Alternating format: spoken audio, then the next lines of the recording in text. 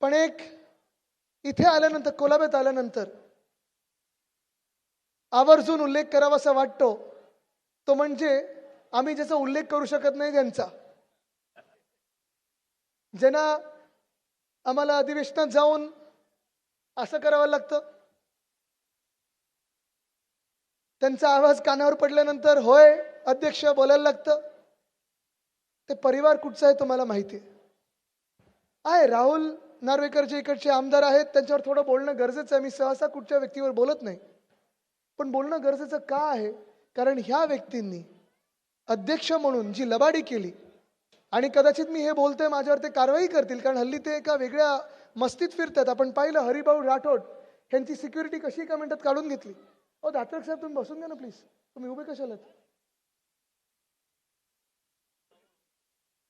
Security काढून घेतली म्हणजे एका माजी खासदाराची ज्याच्यावर थ्रेट परसेप्शन आहे, ज्याच्या जीवाला धोका आहे, त्याची सिक्युरिटी हे एका फोनवरनं अध्यक्षांनी काढून घेतली. हे कितपत योग्य आहे हे तुम्ही ठरवायचं. तसंच जर पाहायला गेलं तर ह्याच व्यक्तींनी आपल्या संविधानाला, जे संविधान महामानव डॉक्टर बाबासाहेब आंबेडकरांनी लिहिलेलं आहे आणि दिलेलं आहे आपल्याला, त्या संविधानाला धोका निर्माण करून आपला पक्ष फोडण्याचा आदेश जो दिला तो ह्याच राहुल नार्वेकरांनी दिला होता. त्यांना तुम्ही साथ आणि सोबत देणार आहात का? ज्या शिवसेनेने गेली 60 वर्ष या मुंबईला जपलं, जोपासलं, या मुंबईची सेवा केली,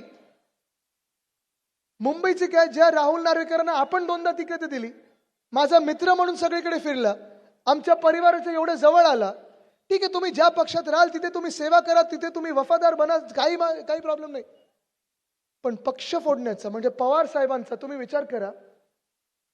उद्धव बाळासाहेब ठाकरे साहेबांचा पक्ष आणि शरद पवार साहेबांचा पक्ष फोडण्याचे जे आदेश दिले, जे हुकूम दिले, ते ह्याच अध्यक्षांनी दिलेले आहेत. ह्याला आपण पुन्हा एकदा मतदान करू शकतो का? आणि मी राहुल नार्वेकरांचं नाव एवढ्यासाठीच घेतोय, कदाचित ते आता चिडतील, बॉम्ब सुरू होईल माझ्या नावाने, पण एवढ्यासाठीच घेतोय कारण ह्या कोलाबा मतदारसंघामध्ये 3 तिकीटं एका घरी गेलेले आहेत. आणि परवाची दादागिरी, जी परवा हुकुमशाही तुम्ही पाहिली असेल, इथून पुढे मला वाटतं पवारताई पण ज्या उभे आहेत त्यांनी पण इंटरव्ह्यू दिला की मकरंद नार्वेकरांनी स्वतः कुठे या ताई, तुम्हीच मला वाटतं परवा इंटरव्ह्यू दिला, तुमचं पाहत होतो आणि तुमच्या हिमतीची दाद द्यायला पाहिजे, खरोखर दाद द्यायला पाहिजे. एक बुके आहे का?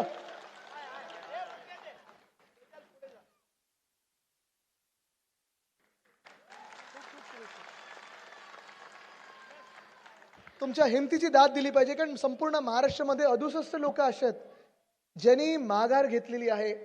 का तर भाजपकडून ऑफर आली, का तर मिंदेंकडून टोळ्यांची धमकी आली, का तर पोलीस घरी पाठवले म्हणून, का तर काहीतरी तुमचं खोटं नाटं आहे म्हणून.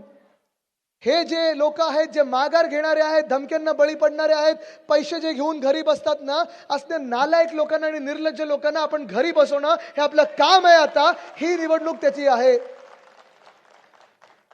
पण निवडणुकीमध्ये तिकीटं घ्यायची आणि मग धमक्यांना बळी पडायचं किंवा पैशांची आमिष दाखल्यानंतर बळी पडायचं आणि माघार घ्यायची, हे कितपत आता आपण सहन करायचं, महाराष्ट्र म्हणून कितपत सहन करायचं, तुम्ही मतदार म्हणून तुमचा मतदानाचा अधिकार जो हिरावून घेतलेला आहे हे कितपत सहन करणार आहात, ही निर्णायक निवडणूक आहे. आणि अशीच आहे ना, मकरंद नार्वेकरांकडून धमकी आली, पैशाची ऑफर आली, सगळं काही झालं, पण वाकले नाहीत, झुकले नाहीत, ताटकणा दाखवून उभा राहिलेले आहेत. खरोखर तुमचं कौतुक करणं गरजेचं आहे. पण ही जी दादागिरी आज ह्या परिवाराने, अध्यक्षांच्या परिवाराने इथे ह्या मतदारसंघात दाखवलेली आहे, त्यांच्या माजी खासदारावर दाखवलेली आहे, लिहून घ्या. जर तुम्ही त्यांना डोक्यावर बसवलं तर तुमची पण घरं ढापण्यामध्ये हे पुढे मागे पाहणार नाहीत, तुमचे पण उद्योगधंदे बंद करायला पुढे मागे पाहणार नाहीत. अलिबागमध्ये जरा जाऊन विचारा किती जमिनी ढापल्यात. तिथे सगळीकडे एकच नाव चालतं की ह्यांनी जमीन घेतली आहे, त्यांनी जमीन लाटलेली आहे, ते जमीन ती लाटलेली आहेत, त्यांना आता तुम्ही डोक्यावर बसवणार आहात का? हा आज विषय मोठा झालेला आहे.